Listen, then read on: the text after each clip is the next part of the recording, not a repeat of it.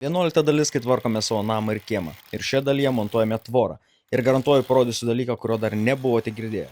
Tai pirmiausia reikia susimontuoti profilius, į kuriuos montuosime pačią tvorą. Šioje pusėje buvo kaimyno betoninė tvora, tai joje išgręžiu skylės, sukišu diubelius arba lietuviškai įvarus, sukolu juos ir tada susuku varščiukus. Nu ko, ant profilį sudėti, dedam pirmąjį lankstinį.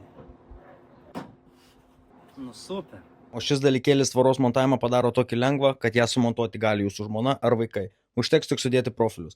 Kaip matote, uždedame šį plasmasiuką ant tvoros galo ir automatiškai turime tarpą, kurio nereikės matuoti kas kartą dedant naują tvoros elementą. Tarpelis gali būti 20, 25 ir 30 mm. Ir kadangi šio plasmasiuko pagalba kiekvienas tvoros elementas dedasi vienas ant kito, jums nereikės nei gręžti, nei kniedyti. Subetonuojat stulpus, sumontuojat profiliukus, o tada jau paliekate darbą žmonai ar vaikam.